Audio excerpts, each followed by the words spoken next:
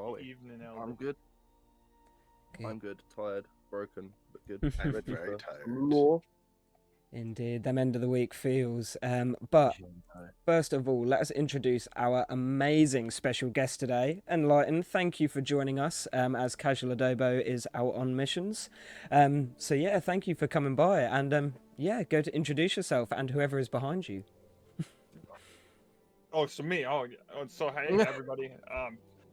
Wow, what an introduction. I'm Enlighten. Kind of an idiot around here. Have a lot of fun playing Spellbreak, and I'm just happy to be here with the Lorebreakers. Indeed, indeed. So I think to kind of smash it off, as we saw in Adobo's video on the Stat and Soon screen, just to quickly recap over this week's quests. So we got quite a lot of lore this week. Spoiler alert as well, for anybody who hasn't done the quests and doesn't want to know. Maybe mute for the next 30 seconds to a minute. But yeah, we had 3 new quests this week. We had to go and activate the Aegis Tower just outside of Whitgrave. Again, Ferec's just sending us on our missions. We've got lots to do for him. But the end of this week definitely sent us in a different direction. Next, we moved over to collecting Vital Stone of Guile fractures. Fractures? Oh my god, shards. I think we're all tired this week, for sure. But yeah, so that was awesome to see that I was on the right kind of track with the Brillstone video that I did. Not even on the right track, mate. That pretty much confirmed it. Come off it. Well, yeah. Well, I didn't say of Guile, so pat that's... yourself on the back, kid. Yeah. Pat yourself on the back. I love it. But yeah, those shards are kind of more distinct. They're smaller shards than the rest of the Vital Stones and the Fracture, so they're quite discernible for when you go and pick them up, and also they're glowing gold, as all of the quest items normally do. And then finally, we're sent to Banehelm to go and collect a report from a Vowkeeper, which actually sends Ferec in a bout of rage to us when we bring it back to him. Probably one of the more interesting kind of ends to a week's quests here.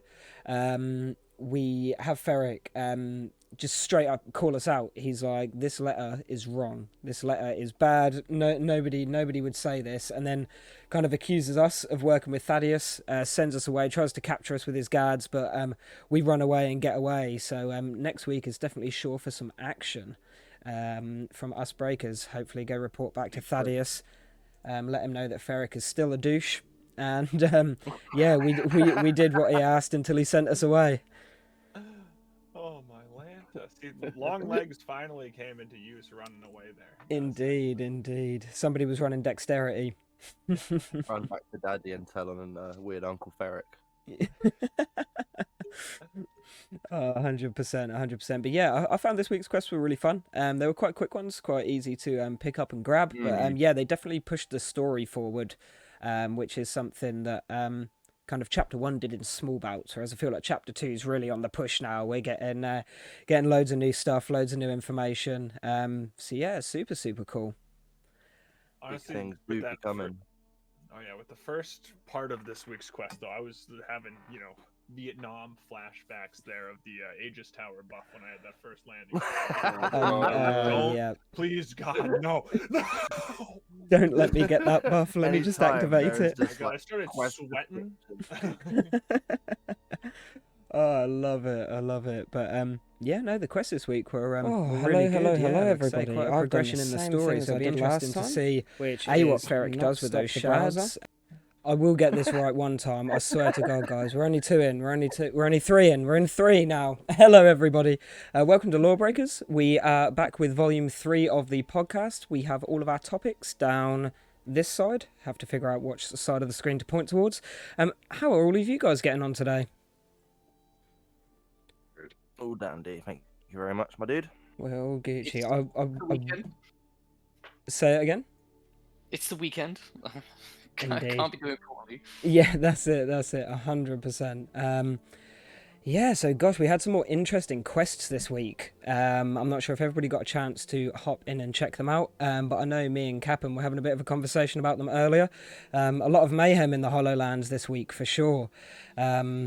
Firstly, we just have to take some potion shards over to the Vowbreaker camps to help out everybody needs some shield. Apparently, there's no stone shapers on board, so everybody needs some armor shards. As I recall you saying, Captain, it was quite a kind of arduous quest to complete, if I'm not mistaken.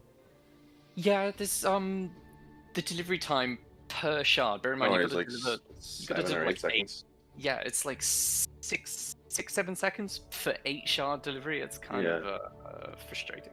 On the plus side, you can just, when you show up with like 12 small shards, you can just dump them. Yeah. Yeah. It's not like you have to do like one like in different places each game. Thankfully. Yeah, or even just delivering like 2 or 3 to a location, even if you drop them from your inventory, just like dump them. Oh yeah, that'd be great. That'd be cool.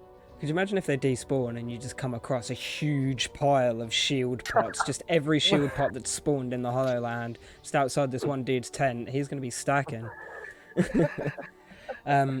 My brain is deceiving me. What was the second quest of this week? So I remember the third, but the second is eluding me. Second quest is the second quest is defending. Yes. Yeah, defending fellow Lorebreakers from the Vowguards. Oh, and if you sounds so good. If you'd noticed, the Vowguards were actually using gauntlets this time as well. Yes. Ooh. Yeah, because we were speaking about that last week, weren't we? About the Vowkeepers kind of using elemental gauntlets and stuff. So it's interesting. Ferec's using some new tactics. Seems like he's kind of sick of us. We did really piss him off last week. maybe the tactics we taught him a few weeks ago. Well, yeah, maybe. I feel like something's coming back to bite us in the arse all of a sudden. Yeah. Oh, it's brilliant. And then the third quest. What are we got for the third quest this week? The third and final. Healing up after the massive fight. Delivering potions to the Veilbreaker camps. Indeed. Need to get them meds back up. I'm guessing that's red pots. Then any health potions. Same kind of idea as your potion shards, just with red pots. Yeah. Again, too long of a animation interaction to deliver a singular health potion. But oh man, like the time it was like, oh yeah, guys, can we have more movement? No, stand here for 60 seconds whilst your character does an animation. You want an interaction? We give you interaction. Yeah. We asked for interactables in game. I mean, obviously, Captain, you showed me a couple of clips of the kind of interactions you have with the Vowkeepers and the breakers you're trying to protect. It looks really, really cool, like really interesting, and quite a unique gameplay mechanic. Yeah, it's kind of the most fun I've had in BR recently because it gets really chaotic. So in and around Halcyon, 2 AI Veilbreakers will spawn, surrounded by 4 AI Vowguards. And I did actually just leave the fight to see how it plays out. The Vowguard will win. Really? You need to go in and protect your breaker buddies. But yeah, it gets crazy because you'll sit there, you'll just be traversing the Hollowlands. All of a sudden, you hear all of this spawning go off as the breakers and the Vowguard spawn in, and then as you're involved in all of that chaos. A player then comes in and joins the fight. So not only are you fighting the Vowguards, but you're also fighting the player. The Vowguards are fighting the Vowbreakers. The Breakers are fighting the Vowguards. The Vowguards are also attacking the other guy. It gets pretty wild. Total mayhem. To be honest, I use like popping a mana vault and using the Vowguard to like distance enemies from myself. I do it all the time in BR. Like just run past a mana vault and pop it, and the 3 Vowguards just start wind spamming the dude who's chasing me. It's great. The one time they're useful. I have found myself doing that more and more as well. Yeah, especially with them around the epic chests and that now as well. They do seem to be spawning a lot more frequently in the Hollowlands. They're a plague. Indeed, they're taking over the I mean, I assume they're there to do the same thing as us, which is gain as many artifacts as they can from the Hollowlands, because we know that Ferec has a problem with us going to like Lux Vault and stuff like that and taking all these artifacts. I think this week in particular, the attack has come because Ferec is lashing out because we double crossed him. Yeah, he's snow lashing out, is he? Yeah, he. Naughty stare for that one. That's bad. Pun Master Sloth is already here. Oh man, you're getting a new Discord role for sure. Oh, Oh, brilliant! But no, it is really interesting because like you just said, Cap, and like, obviously because like you said obviously like we crossed him last week or whatever, but we went exactly where he told us to. We got the exact bit of paper he asked us to, and then he was like, "Nah, bollocks, mate, you're lying to me." I'm like, "Bro, I just recorded my gameplay. Watch this," but he was still having none of it. So I'm thinking he wanted to find that document to prove that it existed and to use it as an excuse to get rid of us because, as Sloth said last week, you had a feeling that Ferec knew that we were still working with Thaddeus. yeah, I no, got the definitely. I impression reckon he knew. I got the impression at the end of last week that the document was actually a forgery. It's Thaddeus playing City Buggers and he blew our cover. That's what I thought. That's I interesting. like the idea that Thaddeus is Like- this eccentric guy, and they've got this huge plan, and he's just like, "Fuck it, I'm going over here and doing this." Like, I'm gonna send him a note. This is true with Ferec. It wasn't a deliberate blunder. It was just like we were trying to feed him false information. But maybe I just read that bit wrong. But I thought that's all I can imagine now is just watching, Thaddeus walking through Banehelm. He's got a bit of paper in his hand. Whoops! Accidentally drops it in the chest. he kicks open the doors. He's like, "You got punked!" Ashton he's just Kutcher's the round the Lorebreak- corner. Lorebreak Universe's version of Che Agora from the Elder Scrolls. Elder Scrolls. Oh, dude, yeah. What did you guys think of the voice acting from Thaddeus at the end of the quests this week? I thought you'd be well impressed, given he's got a slight little Irish twang going on. So, Scottish. To That be sounds Scottish to me.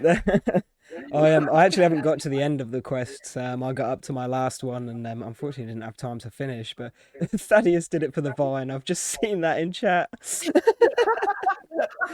He's just made a TikTok account and he's just trying to go viral. I hope that's going to be the next, like how they release the next law. It's not going to be Garrett's journal; it'll be Thaddy's TikTok. Yeah. That'd be a really funny way to do things. That Just would open be- up a Thaddeus TikTok account, just every so often, just throw some little animation. Yeah. It's enlightened here yet. Get on it. Oh, perfect. Just go Big knock on some brain. random door and pretend you're doing it to Ferec.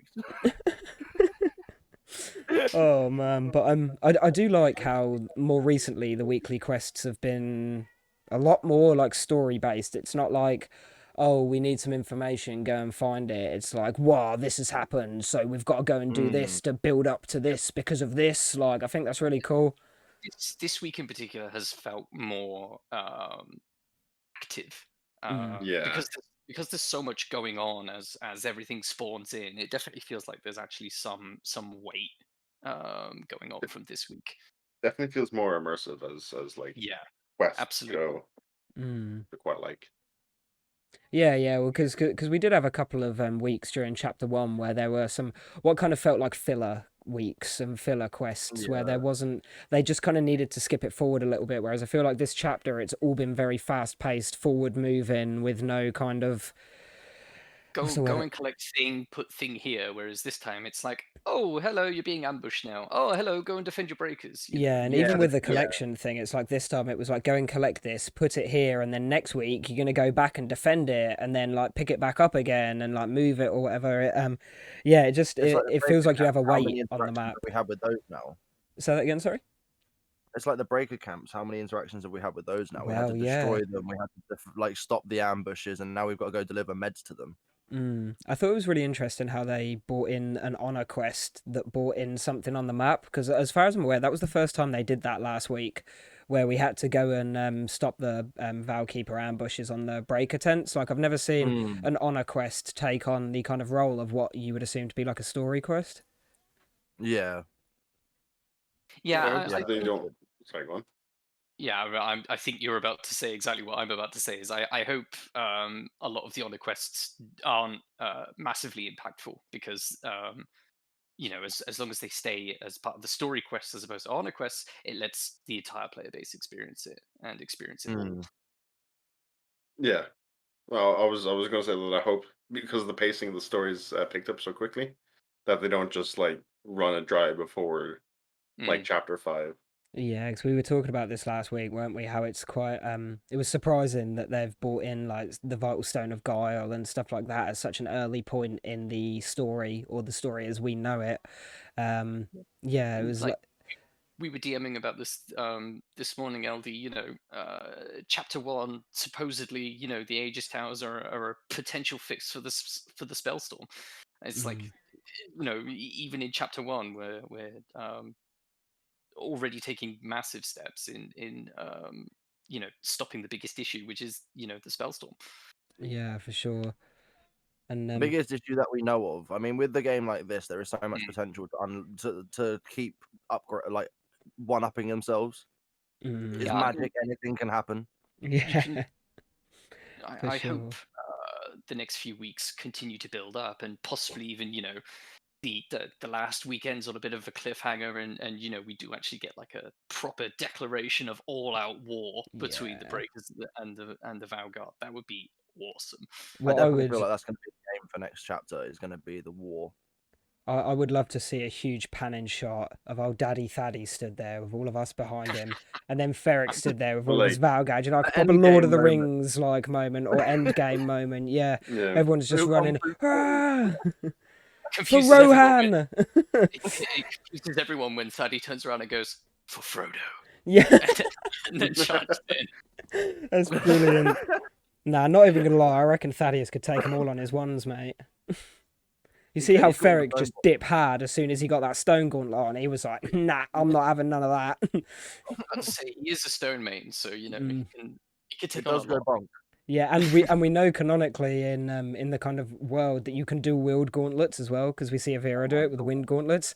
I want to see old Thaddy with 2 stone gauntlets, bro. Woo! Double bonk. The old stone animation as well. Yeah, for The sure. whole like overhead slam. Yeah. Get him Chad walking. Get him Chad walking.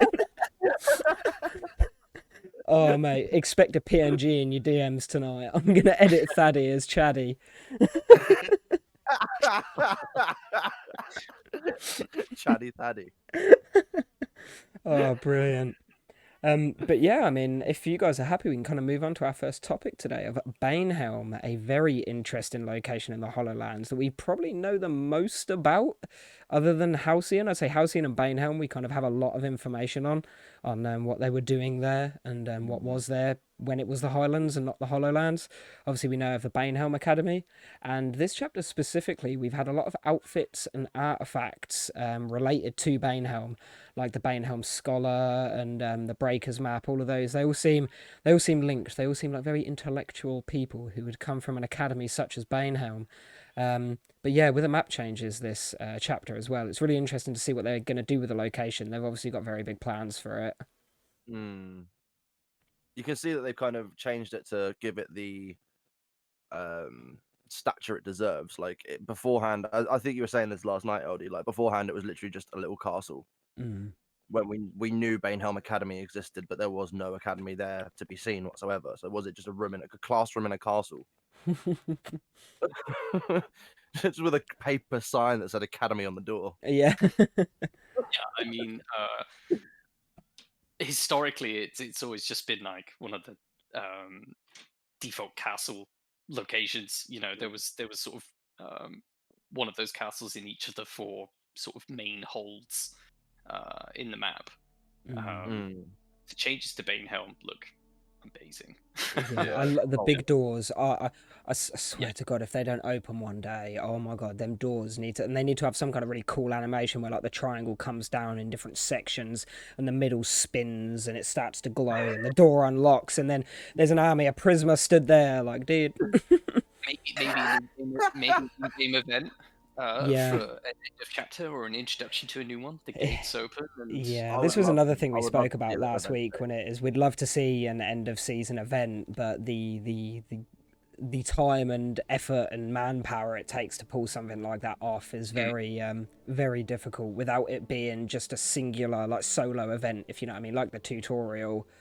But you know, you go and do whatever because go on. Fortnite have kind of given us a standard for live events. Like, yeah, if you're going to try and venture into it, you've got to be able to try and compete with Fortnite, and that is like a multi-billion-dollar industry.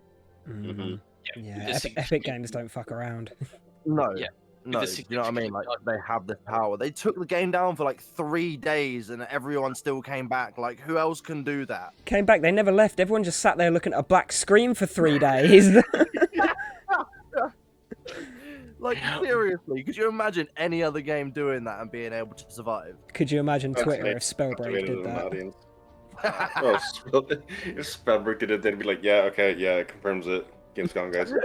Touching on live events though, and again we mentioned it this morning, LD. You know, it'd been really cool, albeit as we've already said, take a lot of dev time. If during certain major events in the story, we got even just like a separate area to travel to sort of enact it out, like having Ferec discover us duplicate identity just in text, and oh yeah, they're getting away, but it's just in text.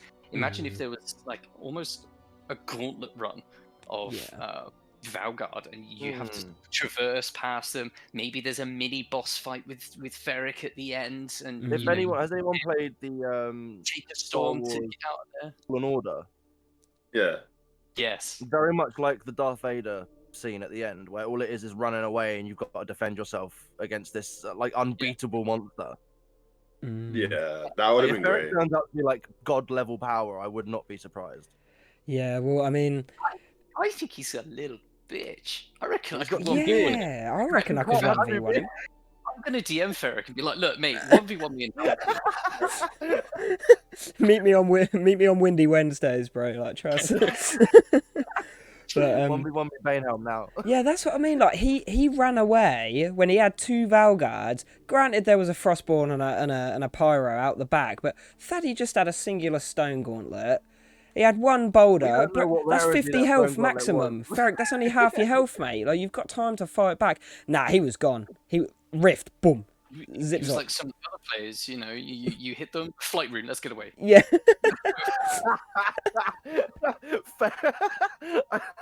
Oh my god, Ferec is that player, isn't he? Oh my gosh, I love He it. runs runic with a flight rune. They just tap him and he's like, nope. Yeah, touch me. Fuck. That's why his beard is around his neck from using the flight rune so much. It's just ripped off his face and fallen down, and it just hangs from his neck now. You heard it here first, folks. Oh, confirmed. But anyway, we were talking about Banehelm Academy. Apologies. Oh no! Tangents are what I love about this podcast. Is just we can go off on one. It's brilliant. That's what I love about this kind of stuff. Is it brings up new ideas and theories off of tangents and funny moments. We've had a couple of podcasts where Spellbreak is just Star Wars. It always comes back to Star Wars somehow. Yeah. But yeah, I am really interested by all the outfits that came from Banehelm this chapter, especially with the Breakers map. I mean, any of you guys that have seen kind of my video, Sloth's video, kind of streams about that, it's really interesting. And then also what was the other book? Was it the tome book with the runes on it that you, Sloth, and Merlin were trying to kind of figure out what the runes could possibly be? Because like I hopped in game with Love Diggity and tried to like use different runes and see if the runes on the book would change as per using different runes, but unfortunately we didn't have any luck. That's a real shame as well. It'd have been such a cool thing to just slip in without telling anyone. I wouldn't be surprised if there's something we haven't discovered yet, because they've thought about the Aegis Tower buff. They didn't tell us about the elemental shrines giving us a legendary gauntlet at the beginning of the chapter. I wonder if there is something else hidden away for the end of the chapter or something, or something else that's already been hidden in there that we haven't found. Possibly something that could even be added in at a later date. Yeah. Could be runes are a sign of something else to come. I mean, we know that because they've said that they've got ideas and they've been working on chapters way past what we're going to get anytime soon. Like they're already working, thinking about chapter 4 or 5. Do you know what I mean? Like, who's to say I would say they've been doing that since day one. It could even be we get the cipher for it later, and there is actually a message hidden within those runes. So once we get the cipher and we can actually decode it, we then get what they're teasing. That's exactly it. Like, once the Vital Stone of Guile storyline is over, who's to say we don't then find something to decipher some runes that say the Prisma need our help or whatever? Who's to say we're going to have the Vital Stone of Guile at the end of chapter 2 as well? Exactly. We've only found fragments yet. Like, they could be chapter 8 before it's actually finished, you know? Because that's what I'm thinking. Definitely. The amount of shards in the Hollow-Lands right now, we only picked up 10 of them. That's not a lot in comparison to how many are there. And if they're there, like, surely there's going to be like bigger chunks, like deeper in the fracture as well. If there's little ones just poking out the top, I can only assume. The other thing to consider is, are we all playing that singular story where we went and gathered 10, or did all 100, all 500 breakers go and collect 10 shards? I think it's played mostly from like the individual's point of view. Yeah, just going off like how the rest of the things have been written. Yeah, because you can imagine Ferec would be pretty pissed off if he's been double crossed by 500. Yeah, all at the same time. Yeah. Imagine like, 500 people. The same assignment. This is the exact same piece of paper he's given me. Yeah. Have you been copying each other, or what's going on? I think I knew how he. I think I've just figured out how he knew it was forged. Yeah, 500 breakers have just handed him the same bit of paper. Yeah, it was plagiarism that did us in. Oh, it's brilliant! It's brilliant. No, I think interestingly, because Bogmore was done chapter 1, wasn't it? That's when we got the update to Bogmore. Yeah. And chapter 1 was very Bogmore focused for a lot of it. Chapter 2 has also been very Bogmore focused for a bit of it. I think most of it's been around Halcyon, hasn't it? I think the majority. It has, but I genuinely think that since we've had that update, the next chapter is going to be, or at least towards the end of this one, if not the next one, is going to be a lot more focused towards Banehelm. It was a Banehelm. Do you think we could get more Banehelm changes before the end? It wouldn't surprise me. With it? That door might even open. Oh yeah! Imagine. Maybe the bridge gets fixed, or repairs on the bridge start being completed. Ready for next chapter's battle or war. God, yeah. Oh my god! If we get steeds, I'm gonna scream. If we can ride across the bridge on some form of steed, that would be amazing. Okay, yeah. I would love mounts. Yeah. So good. Got flight and dash though. Can you imagine just giving a horse a dash rune? Yeet! Yeet! In all honesty, I think the rune that I would want to see a horse with the most is Spring Step. Hey, that give a new. Could you not imagine Featherfall with that spin that everyone does? Well, I was going to say, with Spring Step, it'll take show jumping to a whole new level. Oh wow, show jumping a whole ass castle, like.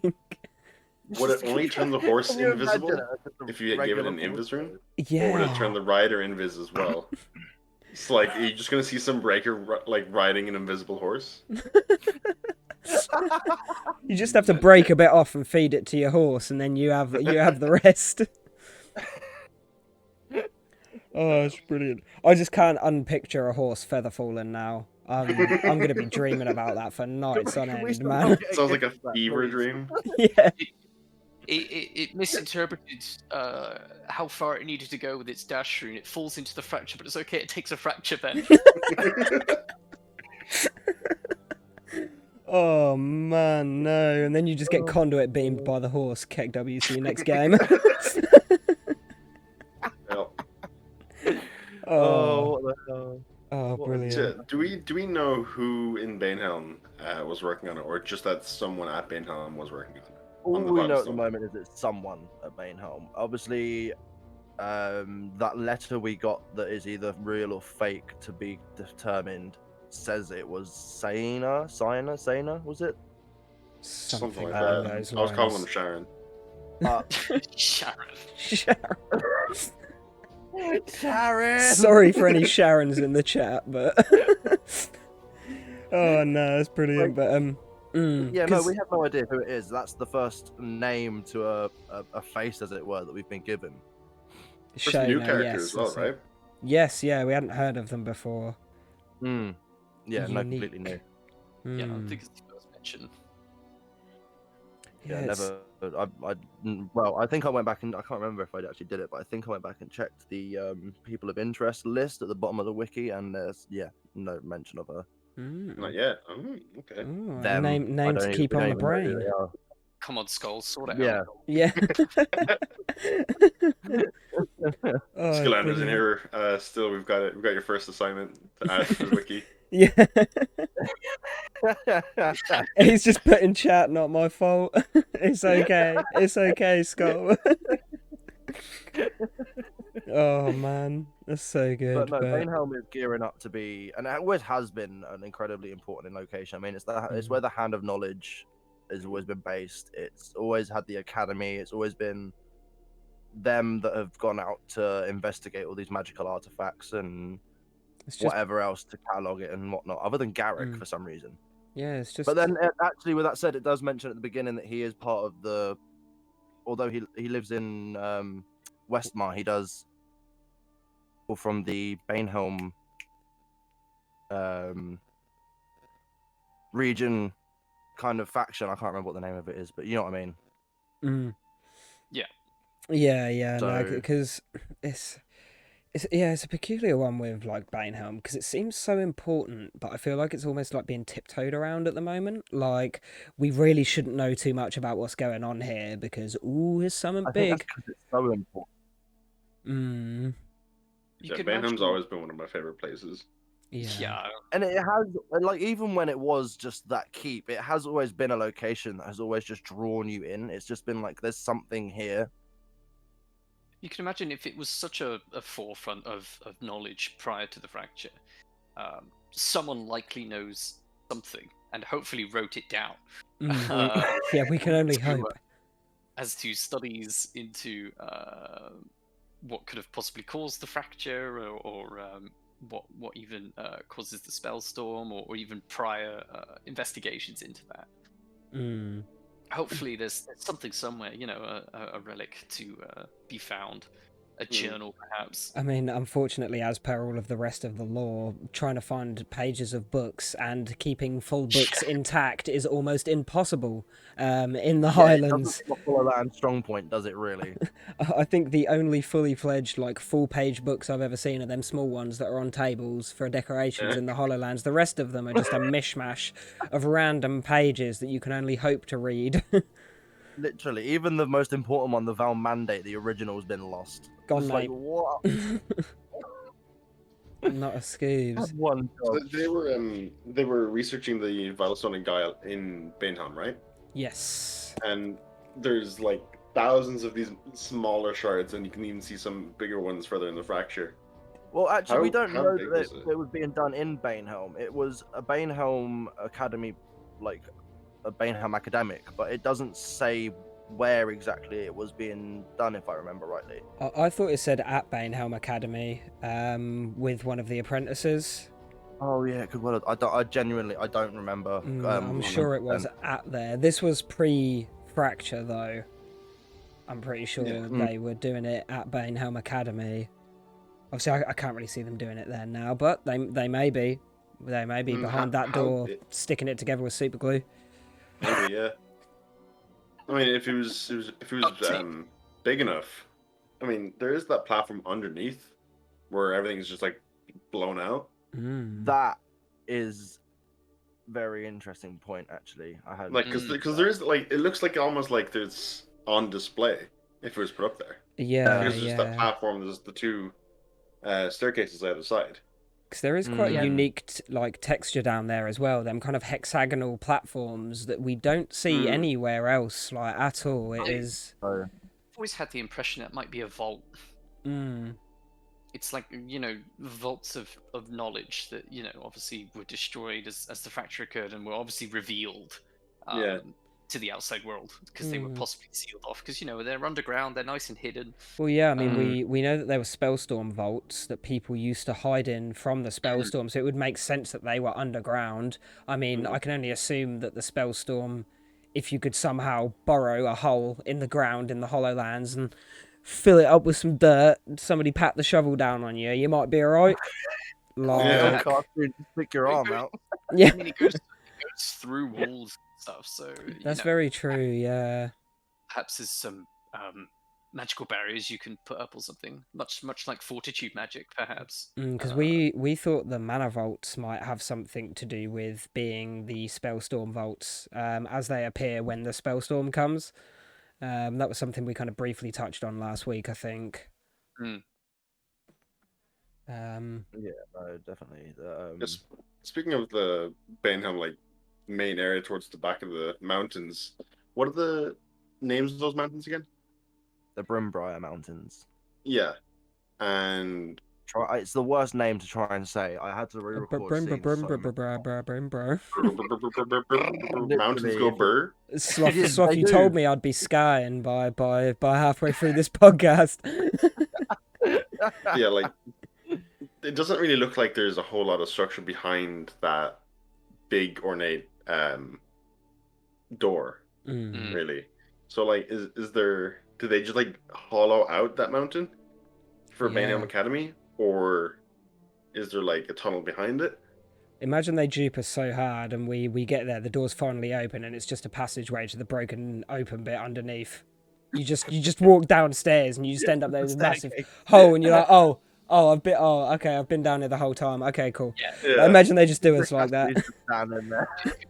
That could be the case though, because the rest of the academy could actually just be built up around it, and it's all just collapsed because of the massive that's appeared around it.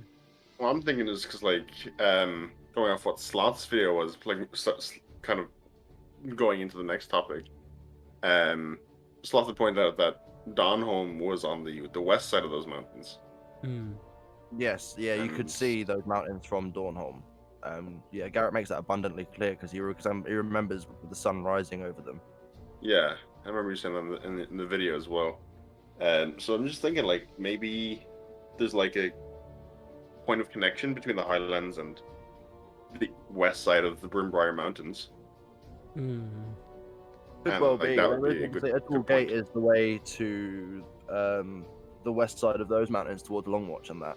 Is it the only one, or is it the only one mentioned? Because it's the only one mentioned as an actual passageway, or the only one left accessible. Because me and you have spoken about this, Sloth, because it's the same kind of idea with Edgewall Gate, where it just looks like there's mountain behind there. It doesn't look like there's like a carved out path, so we kind of assumed that it was a path through the mountain, as you just described what Banehelm Academy could be like. So I definitely think it's more than plausible, because like I say, Edgewall Gate doesn't exactly look like...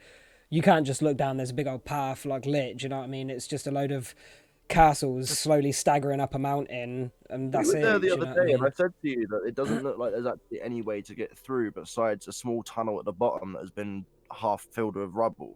Yeah, just below the epic chest. There is no Edgewall Gate. It's not much of a gate. No, it's not a gate in the slightest. Like, I wouldn't be surprised if that's the next place to see the update. With Longwatch becoming more prevalent, I would not be surprised if Edgewall Gate got the next Edgewall and Shadowgrace at all. But just one last thing on Banehelm, and it's something that's been bugging me for like midway since chapter 1, I think, because it's such a stupid thing, and it's probably going to become to nothing. It's probably just a texture like bug or something. But every time I drop in there, and it's even happened since the graphic update, on the mountains right at the far back, there is a blue hole. A cyan blue hole, like it look not even a hole, it's just a patch that looks like it's gonna be an ice cave at some point. You're shooting for it, aren't you? Like crystallized ice, and it has been like I don't know how. Eldie's probably sick of me saying it. Like every time we go there, I'm like, "There's the ice cave. It will be there." Every time. It's just a brillstone growth. It's just bit too far away. The It could be. You forbidden get to a certain point, grillstone. it does just disappear and it blends into a bit of mountain. So it's probably just a texture bug. But I cannot shake this feeling that there will be thing there. Maybe there will be. Maybe you're giving them ideas now. Yeah. Maybe. Not a bug, it's a feature.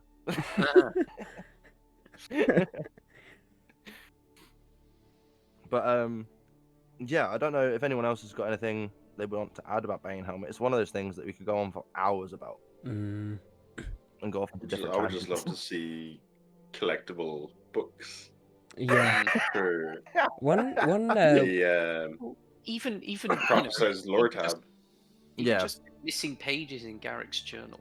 Yes. Yeah, Oh, we shot for 100%. this so much. Like, I swear we spoke about this for like 15 hours minutes last week. We was like, just let us pick up the pages of Garrick's journal in game and have a lore tab where we can read it from inside the game. Because It makes would, sense because there's so much missing. and it would There's so make much missing. people want to read the lore then if they actually had to go out and get it. The best part is that it wouldn't really. They don't need to think of anything. They just have to like make a collectible thing, make the lore tab, right, and just copy and paste from the wiki. It's I'll already do it for written. them. I will do it for you. At Play Yeah, Spellbreak, if you are just get watching hold right of now, I will copy paste it for you. Yeah, I mean, add the existing Garrick's journal, and then maybe even just some noting characters that we never interact with again. Just how to build the world, you know. For sure. Yeah, I suppose like even if you just started with the Garrett Journal, there's so much there already that you wouldn't have to worry about adding anything for weeks. Months. Because it would take weeks for like if you just info dumped all of the pages we currently have all over the BR map.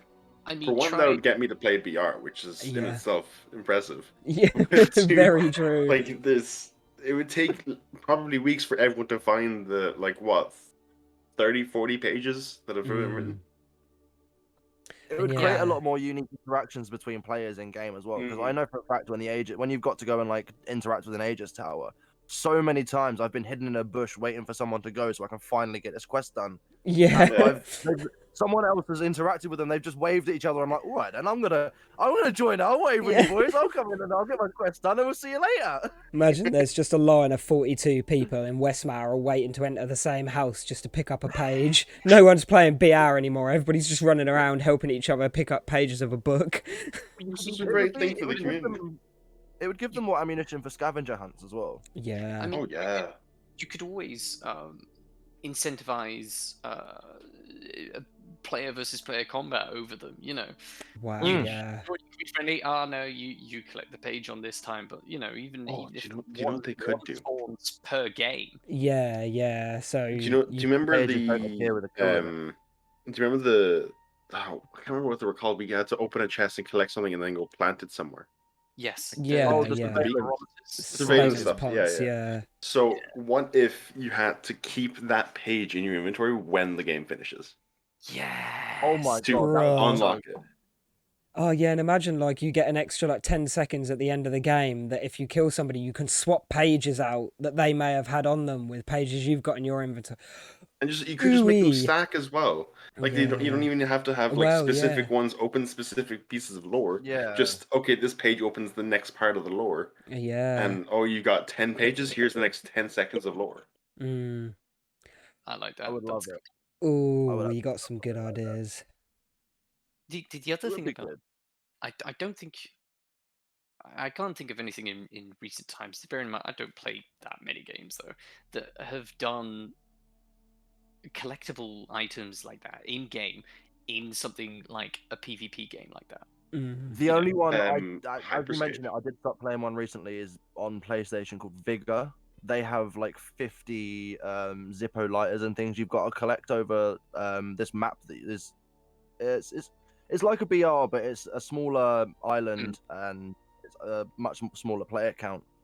But yeah, you've got to find it over this whole map, and obviously if you get killed, you can't find it. It's the only one that I can think of though. Merlin's definitely got it with Hyperscape as well. Because they're the memory shards, I think they were called, and they were like in specific locations.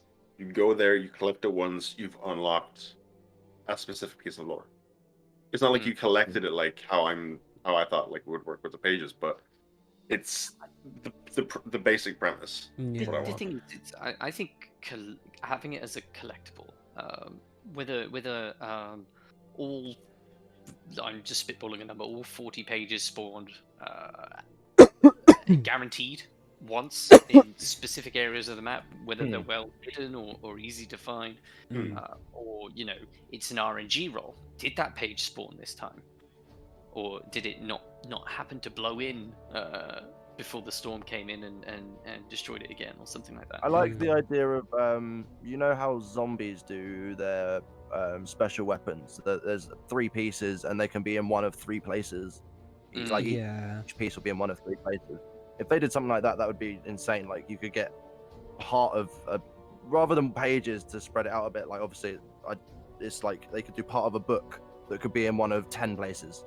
Because I like the idea as well, as it just adds like little kind of accolades and achievements into the game as well. Collect 10 pages and get the badge, like Lawbreaker, or collect all of the pages of Garrett's journal and become a lawmaster. Canonical. But yeah, like it adds stuff like that as well, and it just gives you something else to work towards, because we know they were going for that this chapter with the ascending skins and bringing out a ranked beta for us, to just kind of get into it and get it working. And like Chameleon just said in chat, like mini achievements in game. Like I know Steam has some small achievements, but they don't feel overly satisfying. I mean, one of them is fracture yourself. That's not Trophy Hunt, nice. there's a lot more to go for, because on PlayStation I've got all of my trophies and I don't even have the platinum. Like they can add so many more. Yeah. And do you know what I mean? Because trophy hunters are a big part of gaming. Like For people sure. will 100% games. Like, I was like exclusively playing it on the Epic Game Store until they brought out Steam, and I'm like, well, I already have all my time on Epic, but I might as well try and get these trophies. And now I'm still on Steam. Yeah. Purely because of these achievements. I'm on Steam because it actually displays my name properly. Unlike I'm on Epic Games because I'm lazy, and it was what I originally downloaded the game on. I go to the EGS if I'm using a creator code. If I'm but otherwise I'm on Steam. Getting some gold. But No, there isn't so much they can do with it, and it would as you say, it would entice so many more people. Definitely. Yeah, add collectibles in there. There will be some crazy OCD bugger that will go in and get them in as fewer games as possible. Or I volunteer as tribute. Or as we've already touched on, the achievement hunters, collect all the pages. Yeah. For sure. Because I mean, there's so much cool nowadays for like collectibles in games. I mean, the amount of people that got so mad when the newest Banjo-Kazooie game was a Lego car builder and not a collectible like the original. Like, people are kind of pining for these games, like, and to have that kind of aspect inside of a game that is already so broad and has so much to it, I feel like it would bring people in who aren't even necessarily interested in shooters. They just like the idea of finding a load of collectibles and learning about a world and building it out around them. Really adds to their RPG aim as well. The one it does build upon that. Distinctly remember not looking up any guides for and trying for hours and hours and hours and hours to find all of the collectible tokens was Spider-Man 3 for the PlayStation, because you collected all of those tokens and you got the black suit Spider-Man. What a reward. This is great. That's a thing that they don't do a lot anymore, is unlockable like rewards. Like you mentioned Spider-Man, the recent Spider-Man on PS4 did the exact same thing. Like you got so many suits for doing so many different things, and it's just such a silly thing, but it's like, oh my god, I can be this guy as well. Yeah. Why I mentioned it actually is I was talking to my brother earlier today about games and collectibles and things, and he mentioned the recent Spider-Man games on PS4 and PS5, and said they run the collectibles really well in that game, and it's reminiscent. Yeah, no, they are. It's reminiscent of the PS2 era Spider-Man game. It is, and it's literally one of the only games I've 100%ed. Yeah. Because it doesn't even feel like a grind. Yeah, like, at all, it doesn't feel like a grind. You can find with some sort of open world games and things like that, there's almost too much to do. I'm thinking of mainly of Ubisoft open world games. There's just so much stuff to do. I can't. Rather too much than not enough. Yeah, for sure. I mean, But- take what are they? Are they the cockroaches or the little green dudes from Breath of the Wild? There's like 800 of them across the map. Like, yeah, see, that's that's too it. much. Yeah. I wouldn't even bother Nah, attempting mate, that. that is not too much. That's not enough. too 8,000 Koroks over the land. Let me find them all. No. Yeah. Have to go and collect each individual word of Garrick's journal. Yeah. Letter by letter. Oh But no, man, there's imagine a just coming fine across a line bunch of between- full stops. Like, oh no. Now where do these go? Oh, I made my first There's a page of fine line Garrick's between- journal. It just says ah. I mean, there is like Yeah, it definitely is. There's definitely like a word count difference between the different entries for the journal as well. So Mm, there you go. Some of them are going to be like a paragraph, and others are going to be a couple of pages long. yeah, for All we sure. have of book 2, book 3 is a page. Yeah. Actually, Yeah. book 3 is a page. Mm. Be a nice, easy one to find. Start with that one. But that's the thing, like that. It's a page. There's so much more of that journal that we're missing, so they Mm, could get us finding it. yeah, Mhm. definitely. For sure. But They don't even need to release what they already have, because it would then make people go and read what they already have. I do That's So definitely many think people it don't would- even know that it's yeah, there. exactly. The accessibility of it is, I think, the main bulk of the issue. Is like, But with- unless you are really looking about knowledge for a game, or you just want to learn everything about it, you're not going to go to that game's wiki. Like, it's Mhm. I mean, I didn't until Yeah, well, that's like what we 2-3 said months countless ago. times, that we've been playing since launch, and it wasn't until a couple of months ago that we actually went through the wiki and read through Garrett's journal. Mm, Yeah, Yeah, that's it. I read the entries as and when they came out, when it first happened, but I never really paid it a second attention. Whereas I think if you could pick up these pages and get tidbits as you go along, it breaks what is quite a significant entry at this point. If you've never read it before and you want to go read it now, it's quite a time commitment. Actually, if you're picking up these pages as you go along, as you're playing, it just breaks it down slightly and makes it a bit more digestible, perhaps even a bit more Definitely. memorable. Especially when Yeah. you go, especially when you can imagine an uninitiated person going in. They find maybe 1 or 2 pages. He's talking about meeting Thaddeus and meeting Avera for the first few times, and then you go, I've just found his page where he wrote this as the fracture happened. Mm. Yeah, It's so cool. Whoa, yeah, innit? yeah, no, 100%. definitely. The journal is so well written. Mm. It's so well written. Like, when we discovered it, we sat there and read it in chronological order and spent like 3 hours just absorbing it. And I didn't get bored. I didn't feel like, oh, what have I still got all this much to go, really? Mm. What happens next, bro? Like, come on. Yeah, we finished it and we was like, where's the rest? Like, what, is this it? Whoa. But There's so much Yeah. outside of the journal as well. Like yeah. just general entries about the history. There's holidays in Mm. the Highlands that I'm sure a lot of people don't even know about. Yeah, There's yeah. 3 that we know about, and like that's 3 been individual pieces of paper to pick up. I think Yeah. it was mentioned when they started celebrating it. Yeah, those but like 3 how often do people like read yeah, those? exactly. If it's not in the game, they're probably not gonna see it. That's why a lot of people like come by streams or go to YouTube or whatever to look up patch notes instead Mm. of going to the patch Mm. notes post. For sure. Yeah, definitely, because it's a more digestible. Like, a lot. It's, as you say, it's a daunting read if it's your first time coming across it. Mm. Like, when the first look through, I was like, holy shit, this is a lot. But as soon as you start reading it, it's like, yes, this is awesome.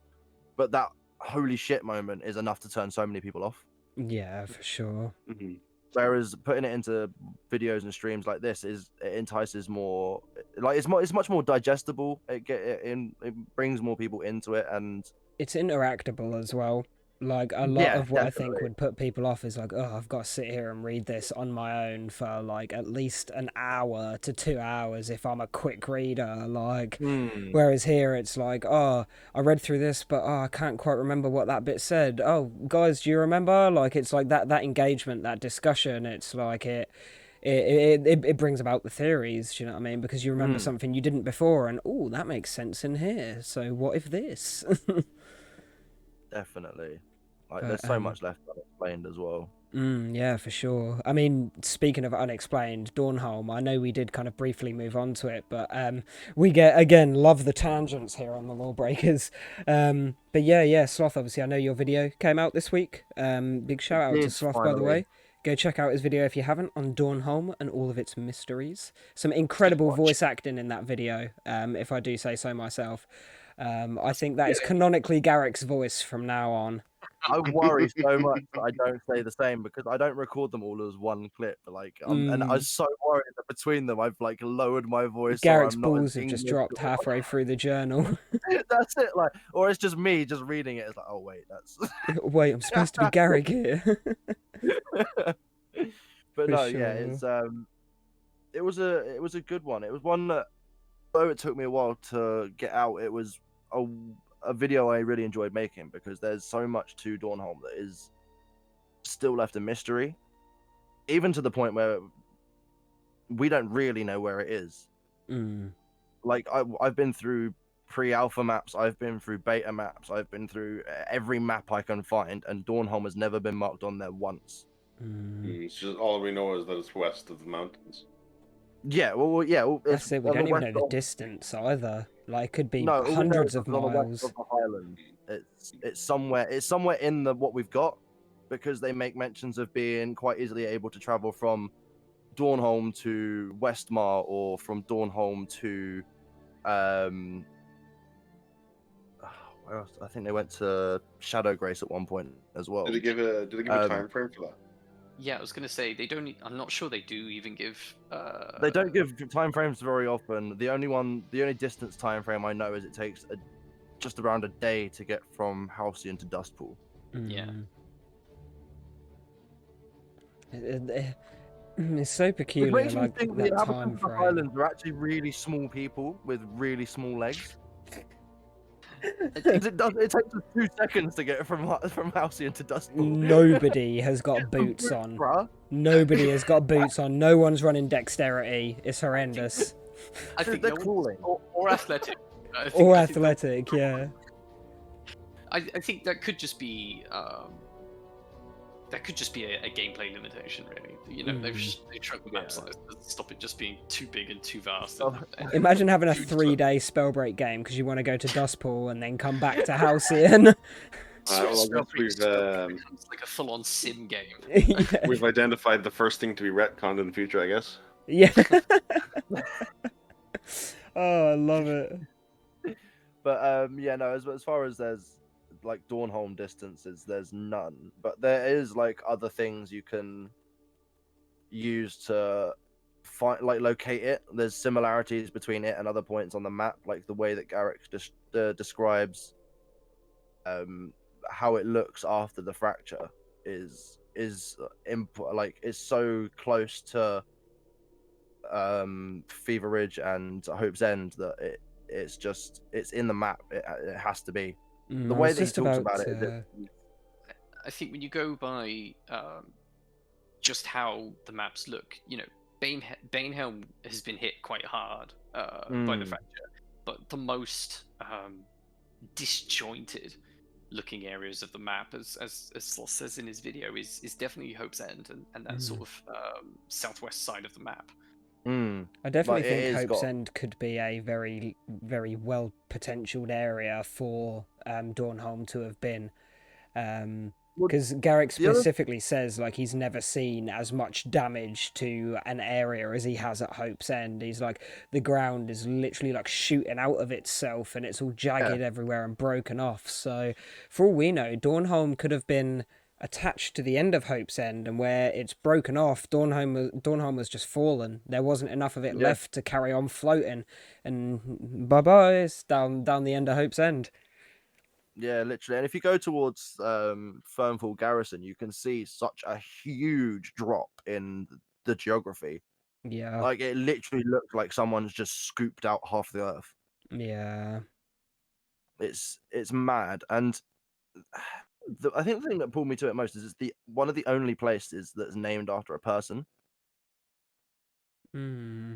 You've got Fernfall Garrison, which is named after a person, and I believe that's actually it. Hmm.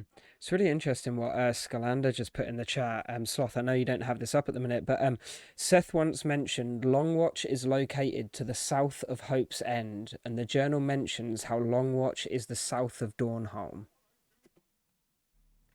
Interesting. I didn't know Longwatch was supposed to be south of Hope's End. I thought it was west of Hope's End. But then, like with that said, like there's certain things that we've found since, like our theories evolve so often. Like and since we thought the Prisma land was somewhere further off to the north west somewhere where you can see the continent carries on. But there's a passage that says it's trade route and it's from Halcyon through. It was through Edgewall, wasn't it? No, it was through like Siren's Step or something, and that's on the To the east. Halcyon Reach. I can't remember. It was something on the yeah. far east coast, which would make Vidala and the rest of the Prisma lands in the east water like no man's land. Well, yeah, I mean, we don't know how much of the east side is actually broken off. I mean, there could have been so much more on that side that has just floated off into the distance. I mean, I don't know if you noticed, but everywhere that you can see out of the Hollowlands, there is some kind of land structure or form a little bit further out. Obviously, I don't know whether that's just, like skybox geography, just to make the map look better when you're looking out at those locations. But if it's canonical land masses and there's nothing stopping there being masses hundreds of thousands of miles out, and if there's, like you say, I know you kind of almost describe it as a sea, if there's water out there and a landmass sits on top of it, it's going to follow the tide wherever that may take it. There's nothing stopping them from making that canonical either. Like even if there's like, oh that landmass that's just on the way to fucking I don't know. Short watch. With what Scolander just said about Longwatch being south of Hope's End, and how we figured out that Vidala should be somewhere east in the nothingness. I'm beginning, because my first instinct, and it's just been something that stuck with me the whole time, I'd never thought about it again, was that we were on just the southeast corner of a continent. I'm now beginning to think we're like somewhere towards the middle and we've just fallen out of it. Yeah, that's what I'm thinking. I mean, possible. Halcyon is there's like floating islands like just outside of Bogmore as well. And the tutorial island. Yeah, and Halcyon is always described as like the central location of the Highlands. Yeah. So.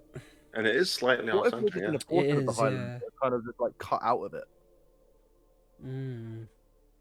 What if Longwatch is south and all it is the land bridge that was between us and it is just crumbled? Well, yeah, because I mean we don't really know the geography of. Like, floating islands could be a norm, and all there was, like you say, is bridges connecting them, but from the magnitude of the fracture has, like, broken these bridges down, like the ones we see in Banehelm, etc. Yeah, exactly. Like portals to get anywhere. Yeah, that's true. But, like, I mentioned last week that we don't actually know, as you said, we don't know the proper geography of the world. We don't know if it's as a globe, we don't know if it's like an Asgardian disc or on the back of a turtle. The Hollowlands are flat, confirmed. Flat Hollowlanders. We genuinely don't know. I'm starting to lean more towards it's like an Asgardian disc. Well, yeah, because it seems peculiar that you can like fall down into the well, not peculiar that you can fall down into the fracture. Of course, you can fall down into the center of a globe, but it's more falling off the edge. Yeah. Like the idea of a donut. Oh yeah, like a halo ring, maybe. A Halo ring would be super cool. The most ambitious crossover of Halo. Oh my god. They did it with Fortnite, they can do it with Spellbreak. I want to see Master Chief in the Hollowlands. The next gauntlet's going to be the energy sword. Yeah. Funny you mentioned that. Before pre-alpha, we didn't have noodle. Like, this is before anyone can, like, actually play it. They didn't have the arcane shot. They didn't have noodles. It was like these enchanted, like purplish pink swords. Wow. They did some footage of it. Yeah. A few months back, didn't they? Yeah. Yeah, when they were talking about the development of Spellbreak and its sort of very, very early days when it was Proceeds to furiously Super find this early. video. I need to see this because I've Type heard of that type. before. I've heard people saying that there were swords in the I've heard that. Hollowlands once. But it's interesting that it wasn't when any players were kind of able. I'm guessing that was just like dev testing, like when they were just kind of showcasing the very early stages of the game. No, the game was way more complex before we got to try it. Really? It was nuts. Damn. So if you find a VOD of that live stream, you'll be impressed. Really? Ooh, I'm definitely going to be finding that VOD for sure. way more complex back in pre-alpha when Well, your yeah, talent different stats gear. your talent stats were attributed to your amulet, your belt, and your boots. Yeah. I loved that idea. I really did. It was. I wish I'd been able to use it. Like, It unfortunately just hearing about it sounds causes. so- It just causes more RNG though, doesn't it? And that was a lot of Yeah. people's problem with the BRs was RNG. And if you've got something that's even more RNG, then I can imagine people having a problem with it. And it is confusing no, I to get fully- into I as understand well. the reason, but theoretically, it just sounds so good. There was a lot to learn because all of them had slightly different effects. I mean, Scotland, Scribe Amulet. I was going to bring up the Scribe Amulet. Insanely stupid. It's like use a rune, get your sorcery cooldowns back, or something crazy. Oh yeah, I remember reading that on the What? wiki. Like, there's so many mad ones. What? My favorite one that I read was the one that makes your ice shots rebound 4 times. Yes, I see. I see refraction. That was Why a is lot that of fun. not part of the Frostborn class? I must ask, was there damage drop off on the rebounds? No. Oh no! It was incredibly hard to use though. Like there's not. Yeah. There You weren't get many. some The stick trick shots though. trick shots. Oh, bro. And Oh, stone yeah, used to in bounce. In Stone Shaper, there used to be Rock Slide. In Stone Shaper, there used to be a level up talent called Rock Slide, and it would just bounce off walls and surfaces, and it extended it a bit. I think, if I remember correctly. Yeah, your Stone Slam would be extended, and it would if it would bounce. came into contact, that obviously it wouldn't climb or slide down. It would actually bounce off. I think the most ruthless stone talent that I read about was the Earthbind one, where if you hit them with a stone slam, they then can't leave the floor. Oh my god, the oppression that you could have with something like that as a stone shaper. Like, wow. So oh my god, that's the answer to AoE spam in Dominion. Wasn't there an amulet that split the shock? The amulet of eruption, yeah. So you could have 3 shockwaves, and if you were a Stone Shaper, you could also have them ricochet around the place. Oh my god! Yeah, shit was. Now that was fun with fire. Oh my god! Wow. That was fucking wild. Maybe I don't want this. It does sound really fun, but I can see how it could be kind of like you're dead kind of thing, like no time to react. Like somebody just walks into the same house as you and there's 18 shockwaves bouncing off the fucking walls. You can't move without eating one. Like it was patched pretty quickly, but there was a moment where eruption and the bounce would hit you multiple times, so you would take multiple instances of damage from the stone. And then dual wielding stone as well. God, stone go bonk. As Torko's just put in chat, game was balanced in pre-alpha. Bouncy toxic clouds was funny, but just served no purpose. Yeah, it was a legit winning condition to just out FPS someone else, just make their game crash. Sloth, you'd be done for, mate. Your PC. Screwed, mate. It would just blow up. I don't think it would blow up. I think it would literally just get up and walk out of your front door. Chameleon, I like Crash Shot actually. Maybe not the speeding up projectiles, to make ice hit scan, but you know, Oh my god, ice hit scan would be disgusting. What about It was- If you played it conduit? right, you could have a frost shot that dealt over 200 damage as well. You can nearly have that now. No, it was 212 damage. Oh my god. That's insane. So, Yeah. oh, wasn't there a stone talent that turned your health into shield? You had like 300 shield or something. Yeah, and you can have like 5 HP or 15 Yeah, HP, something like that. that's Yeah, But we crazy. did have Dead fish armor gang. piercing as well. Yeah, Yeah, the Crackshot had sushi. armor piercing. Armor piercing, that's it. And there was an armor piercing amulet as well, which quite helped. Quite that. Yeah, I can imagine. Imagine there's a stone shaper. Look at my 302 And inches. do you know what's even worse? you could pocket your upgrades. So like when you got through to a new zone, you didn't automatically have to choose. So you could have already used one flesh to stone, get low in a fight, and then pop another one. If you were lucky. I am You already fucking had it. speechless. Oh, and if you were even luckier, you could have gone through a couple of circles and just have stockpiled 2 to 3 flesh to stones. Effectively having like 900 HP.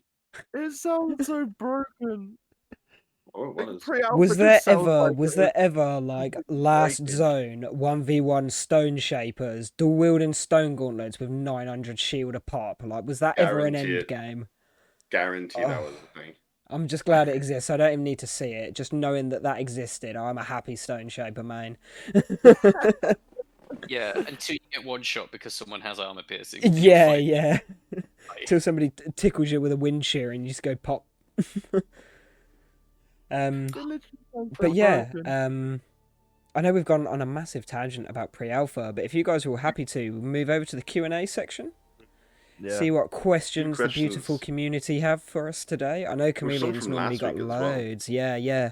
We've got a couple left over from last didn't week, get haven't to. we? Huge. So the first one was speaking lore-wise, which was the most used gauntlet in the Hollands? Was it the meta and the lore? I really don't know. Just off the cusp, I would say fire is the most the only one that canonically we know of. used. No, tell a lie. Mentioned was also mentioned. Say The again. first one that we know being mentioned was a fire gauntlet. The first one mentioned was fire, and then They right mentioned- towards the end, when the hand of commerce was assassinated, it was with a frost gauntlet. Frost Gauntlet was, yeah, I remember that. I know that Avira is a wind main and Daddy is a Chad with stone. Well, yeah, we also know that Stone Shapers built Ferec is going to be a Halcyon. conduit, isn't he? Oh, bet. Yeah, he's 100% a conduit. Bet. Ferec is a conduit. Cap. At the end of Garrett's journal, he says he's left his gauntlet to you. Do we know which Fire. gauntlet? It was It fire. was a fire gauntlet. Well, Which he is doesn't grandfather's specifically say it's a fire gauntlet, but he's like, it's really hot, it's got red brillstones in it, and it looks like fire. So, he doesn't literally say, like, that is a fire gauntlet, but it's like, if you think it's anything else. If you hear hoofbeats, don't think zebras. Yeah. That's just him trying to cover his Vowkeepery ways. I didn't use this gauntlet. It might be a fire gauntlet. I didn't use it. It's not fun. It's It's warm. It looks like fire. Yeah. Oh, man. But yeah, I don't think there's any, like, meta build in the lore, because, like, whenever we see any kind of cutscene or whatever, like, you know, the cutscene for Chapter 2 where we save Thaddy, you know, he has a stone, and then the other two have a frost and a fire gauntlet. I'd say the fire is probably the most canonically Yeah, so we've used. seen two mentions of fire. Two separate mentions of fire. I think fire is the most common one. For sure, Plus, for sure. I It seems like the mean, easiest to master as well. In the release, it's the first one we're given as well. Mm. They've changed it now that you have to level up to unlock gauntlets, don't you? But fire, you Yes. start. Yes, very true. And also in the launch trailer, Marla was always using a fire gauntlet. Yeah. In the beta cinematic, she was using a frost and lightning. Weird Why, champ. Marla? Why? To fight Marla, you okay? to fight a stone pyro. She also combined them together, didn't she? Yeah, Yeah. she also Kamehameha that shit. Yeah, I see that. I was like, bruh, what? When? How? Cheating. I love it. So, second question. when you die in BR, you become a glowy orb. What is the point of that? Why not just rebirth in a glowy person instead? We know So- this. Yeah, so the real reason was ESBR rating. Or is it ESRB? No, ESRB. yeah. It was to keep it The as least like glory reason ever. Yeah, it was PG. just to with the PG FBR as they could. rating. That's why we lost ragdoll physics as well. There were ragdoll physics in the game. Oh yeah. Yeah, people used to get like shot What? down when they're on alacrity and just go splat and skid. Oh, what? Pro, if you do anything for chapter 3, please bring those back. I want to shoot wind shears at a dead body on the floor and just watch it hop across. I would not mind being shocked on my alacrity if I just face planted and slid away. Just imagine putting them like a tornado in between a couple of them to just start spinning around. Air snipe them out the air, then do a tornado. Yeah. Pick it up and slingshot it over. Manual feather fall mixed with a flight rune. I can just imagine like juggling somebody with a shockwave like every time they get hit the floor, you just great. bomb and come back up. How many dead bodies can you bring to end zone? Ragdoll shots. I would love more like bopping physics, bopping abilities. That'd be great. Anyway, Knockback. Everything just turned into Lucio from Overwatch. We've all just got sound guns. The dubstep cannon from Saints Row. Yeah. But who's gonna cover the actual reason then? The lore reason. yes. The I think lore we should leave that reason. to the Vital Stone Lord, shouldn't we? yeah. Yes. Yeah, tis indeed the old vital stones that if I'm not mistaken, that yellow glowy orb, that is us midway through going back to our vital stone. It's kind of like a loop period that we have for another breaker to bring our magical energy back before it gets sent back to our vital stone. Yep. Yeah, good story.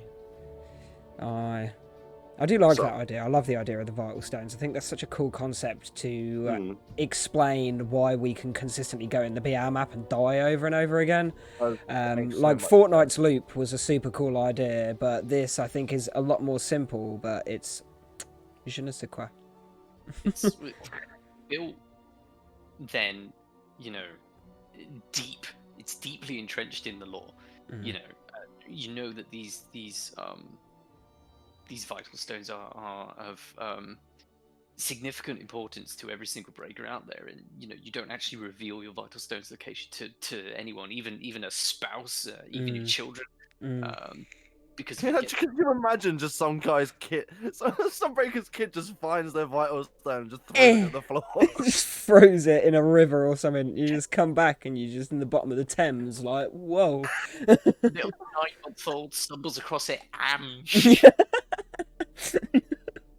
You just pop on the BR map. Like, Oh dear! But But, the fact that it's so entrenched in lore is interesting because they it's the literally one. they changed the talent name, didn't they, from Yeah, Vital Stone to literally. Rebirth, and I'm guessing for lore reasons and for it to be canonical. Well, I was going to say it earlier that because obviously the lore isn't very accessible at the moment. I feel like they realized that at the end of chapter 1. Very much so. Of the amount of lore references and everything that is now in chapter 2. I mean, the Vital Stone of Guile came out of nowhere, and that is such a big thing in the lore. That is the turning point of Garrett, like questioning everything. Like, I feel like they didn't like. Obviously, we keep saying, "Oh, we need it more accessible? Can we add these little things?" But I feel like they know it already. Like they've realized and they're fixing it. Yeah, I hope so. I really do. There was a few people asking the question actually during chapter 1 when the talent was getting highlighted, and it was saying, it was called Vital Stone. And it's like, okay, if the breakers are taking the Vital Stone in to the Hollolands with them, and then they get disrupted, and then they just respawn off of their Vital Stone, does that mean you've actually beaten them and you've destroyed their Vital Stone this time? So they are no longer exiled. They are, could be why they renamed it. Yeah, Because people yeah, definitely. were asking questions. It's just weird because that's like the only talent or anything that's been changed because of lore implications. Like to recent memory, at least from launch. I can't speak to obviously before that, but like that, and I think there was they added a few more POIs to be more lore, like Lux Vault. Yeah. Mhm. But besides that, like, yeah, it So definitely. next up we have will there be an industrial magical revolution? The Brillstone construct takeover. We already have stuff like the Aegis Towers and stuff like that. Very So interesting with the Brillstone That is automaton. yeah, I think we need like to be given more lore on like machinery before we can really come to any conclusions about that. But I can definitely see there being some sort of mechanical presence. Feel like it would only be used in battle because the miners have only ever been like, I feel like there's pickaxes you can see around the map. So they didn't have machinery in the mines at Dustpool, which is arguably one of the most important places to Highland life. Well, the automatons, you know, we were discussing earlier about the potential of there being, you know, a breakout of all-out war. Perhaps those sorts of things come, and this industrial revolution happens because the war forces it to. We get Maybe. And there is these. there is the Tinkerer skin as well. Yeah, that's in the shop at the Yeah. moment, Whole isn't it? bundle. I think so, No, yeah. the Or was it Machinist one's yesterday? in the shop, isn't it? The Yeah. clock Oh, Machinist. yeah, of course, yeah. That's the one I'm thinking of. But like that to me would tell me like that there's more than just like war machines. Yes. Yeah, no, that is That's true. a good point, actually. Yeah. Because yeah, like my thought on the Brillstone automaton was, like you say, it was almost a tool of war for us, you know, breakers. Like, okay, then you don't want us to use magic, we'll build something that uses it for us, and can fight with it. I mean, it's interesting. I mean, speaking just to let everybody know, obviously it was a leaked skin on Twitter. We haven't actually yet seen it in game. We don't know whether it's covered this chapter. It could be part of the story for next chapter, for all we know. But we have seen a leaked image of the Brillstone Automaton legendary skin, if I'm not mistaken. I believe so. The Kimball Prime skin. Yeah, that will be forever the Kimball Prime skin in my Yeah. eyes anyway. So is there a god / heaven and hell in the lore? Blind Faith. We got introduced to the goddess today. Yes, we were talking about this earlier, weren't we, Kevin? Blind Faith, I don't know if it's like to be like a religious thing or if it's just because the people who have it had blind faith in proletariat, which is where it got its name from. I think I think that's one of the wise. only like non-canonical kind of outfits besides Bug Hunter. In my eyes, obviously I didn't make any of them, so I can't say for definite. But like to me, most of them fit something. Yeah. And Fatty Daddy said, "Goddess guide you," I think, or something along those lines. Yeah, he did. So I don't know if that's like, is that the only sort of deity they have, or is We there had the priestess one pack in this goddess? chapter as well. Wait, which? The priestess. We had the priestess. Oh, that's right. Yeah. So there must be some form of religion for there to be a priest or priestess. Are there multiple?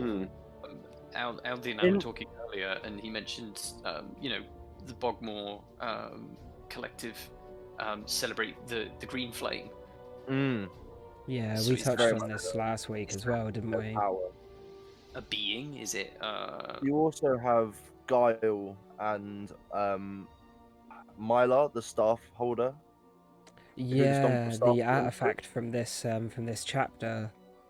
So there are these beings of great power, whether they're gods or not. It's difficult to say. Yeah, whether they're worshipped or whether they're gods or whatever is completely up for debate. But I mean, somebody in Minor would be immortal, just like because they have had a presence in the world and aren't being mentioned to be around anymore.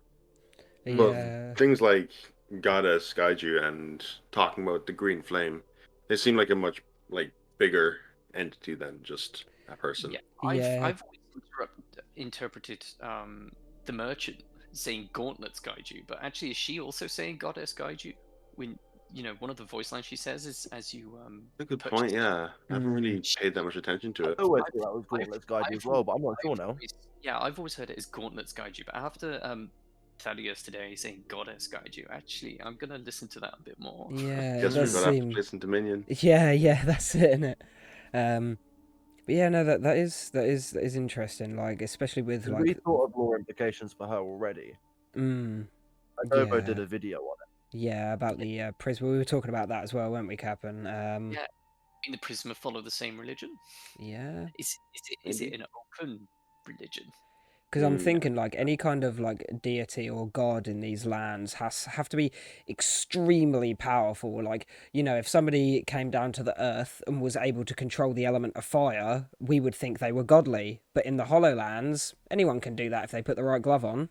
So it's got to be another level of power, because I mean we know that breakers can live for hundreds of years due to vital stones. So, like, you know, longevity in time and like just raw power aren't really problems when it comes to normal people in the Hollowlands. You just got to break a vow. The thing with that though is how much power do you have, or how much control do you have over the elements that you're using the gauntlet for? Because all we know is you can use fireballs and flameballs. It doesn't mean you can make a fire and roast marshmallows. I think that is gameplay like restrictions, because we've like, not you seen know, anything like that before. Like Thaddeus still uses a stone slam. but we do see Avira shoot tornadoes out sideways from both of her wing gauntlets to blow people away. We don't see her use wind shears, and tornadoes in game are upright, whereas it's almost like an aero blast coming out of both the gauntlets. And I think the animation of Thaddeus throwing the boulder as well is different to in-game. It was a lot more played out, like, yo, look at me build all this up, whip, like, you know what I mean?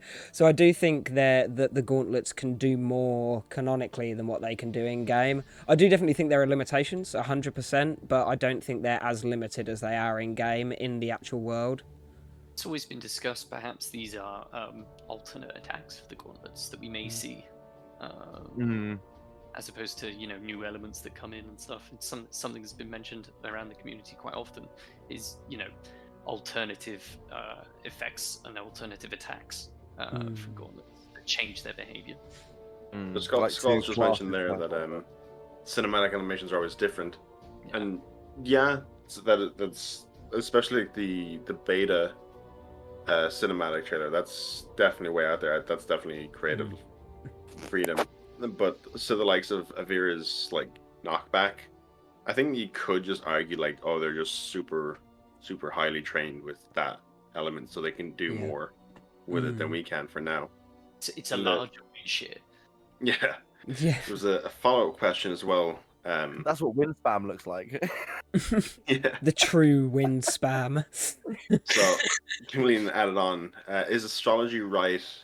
And the Gons are like the stars and planets. Why are they the points in Dominion, Moon, Star, and Sun? I kind of feel like the Highlands have multiple kind of things, because Guile is always referred to as this all-powerful thing. He's got a vital stone that helped create the Earth after him, and we know that it's a person of some descript. Also, as you say, the Bogmore Collective have rituals under 2 moons. Yeah, and we know the Arcane Astrolabe has 2 moons revolving around the planet as well, even though that Garrett was only ever told about 1 moon, and that, oh my lordy lord, what if the Prisma live on another moon? That'd be pretty cool. Obviously it doesn't make sense with a bit of the lore, but it could be. It could be. It could be weird, genuinely, I think many things are considered godly to them. Like, it's like nature being considered its own, like being like druids and Wiccans. I think there could be religions and things worthy of worship. One of the things we were talking about earlier, LD, is you know, what if Guile, you know, the vital stone of Guile, you know, created the Earth, created the universe, but Guile is supposedly a man? ? What if it's similar to like Talos in the Elder Scrolls, where it is a man, but he's so powerful he ascended into godhood. Yeah, I like that idea. Because that's what me and Captain were talking about, is that I didn't understand the kind of timeline when it came to how long has the Vital Stone of Guile been called the Vital Stone of Guile? Like, did Guile literally help create the world, or did Guile come across the Vital Stone, Oh and my because God, he did it so was much his research Vital into it, it was then named after him because there was no other name for it? What if it was his Vital Stone and they're trying to release him to do something? Don't forget that the fracture was when Garrett describes the fracture. He says the corruption of Guile has been unleashed. What if he was this all-powerful being that they had to destroy the Vital Stone because otherwise he would ruin? They would ruin absolutely everything. What And if Garrett's Ferec wants now to Ferec team now. up with him? Yeah, Ferec wants to try and use the power for himself. But Maybe if he brings back Guile, surely that could have he would massive sort of like implications.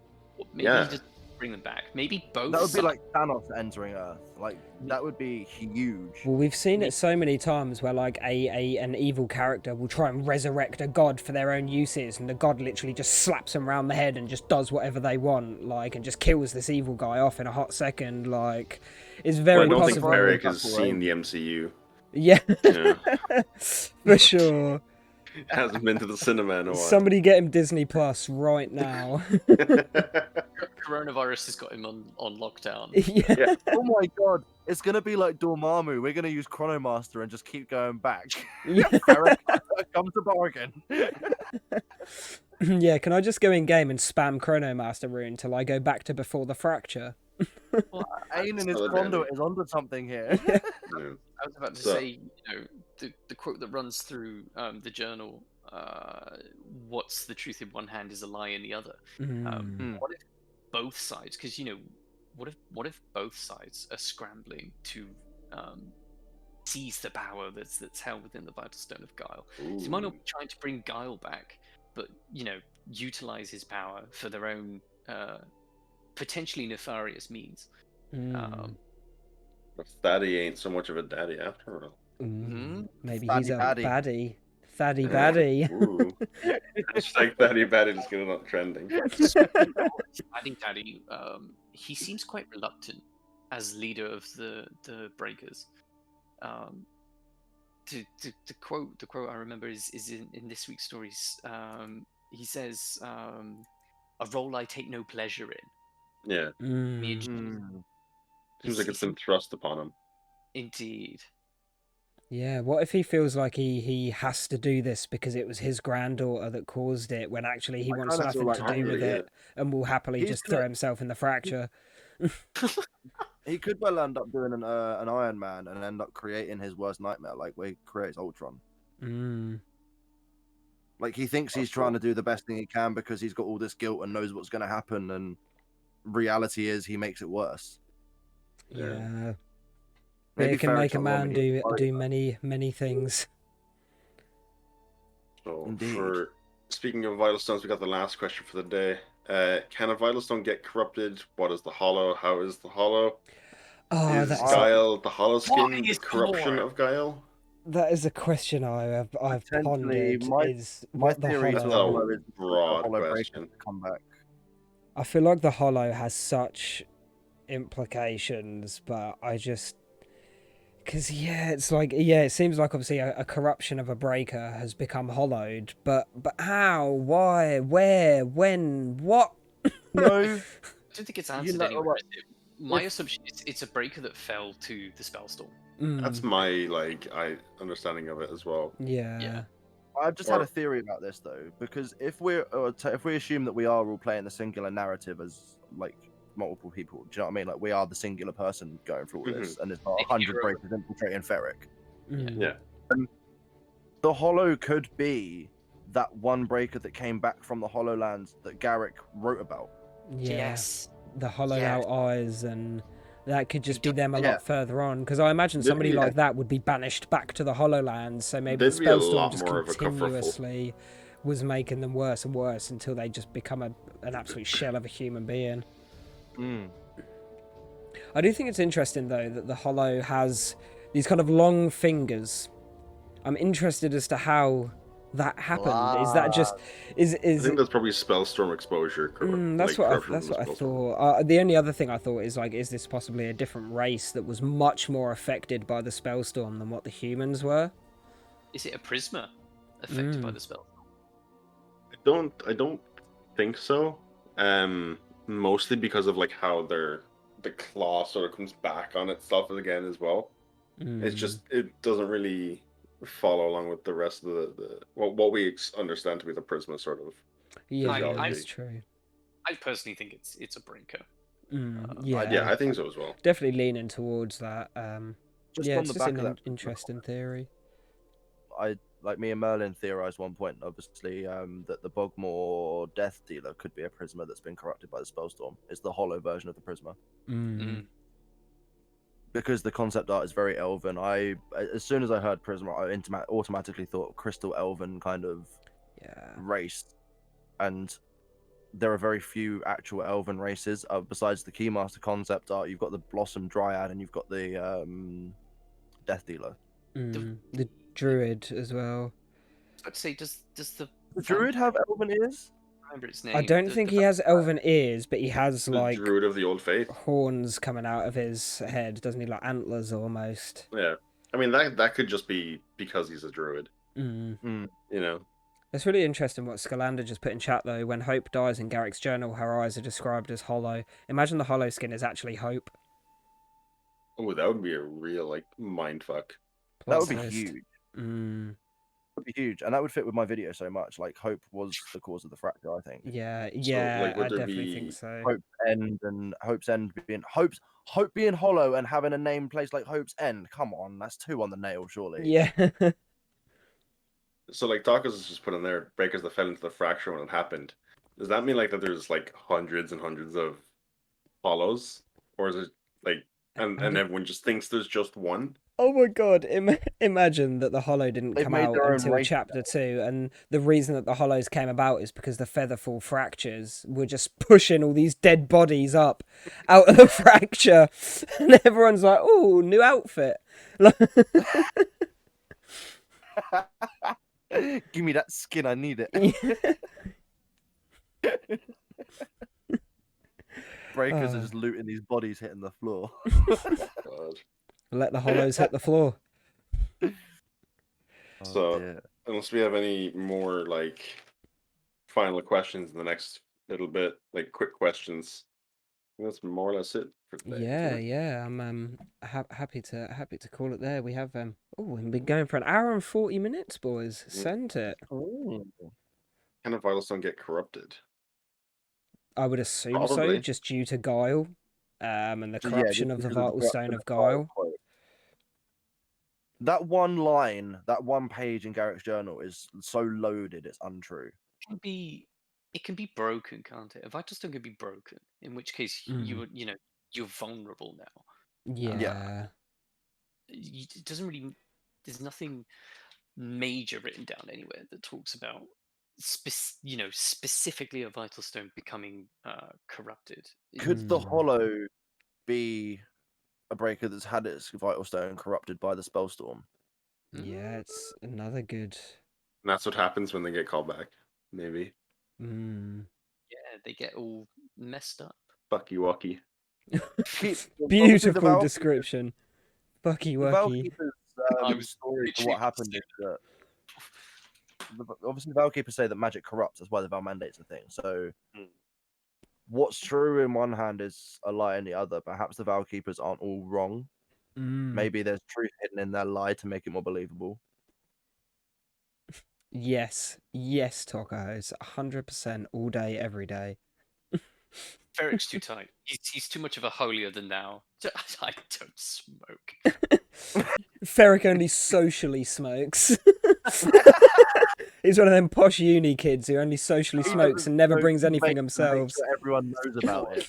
He's like a holier than thou kind of pope figure, Yeah. He does look very papal. Save your drugs. I'm here to bring justice to The only bathe in my benevolence. The only drug you need is faith. Yeah. Whereas Sadie, you pass him one, he lights the fire gauntlet up like. I like the idea that Thaddeus is like Adam West from Family Guy character. Yeah. You just imagine you just walk in, Thaddeus just chucking his stone gauntlet up, and he's like, "Stone go burr." And Mira just walks in. That's exactly what he's thinking when he's winding up to throw that boulder at Ferec. He's like, "Stone go brr." Merlin, I love Isn't that what what you all just put in Skullshapers chat. think? Chaddy, the baddie that is Thaddy. Yeah. Somebody get this man a description in game right now. They're like, Thaddeus, how did you get captured? Yo, dude, I could throw boulders, dude.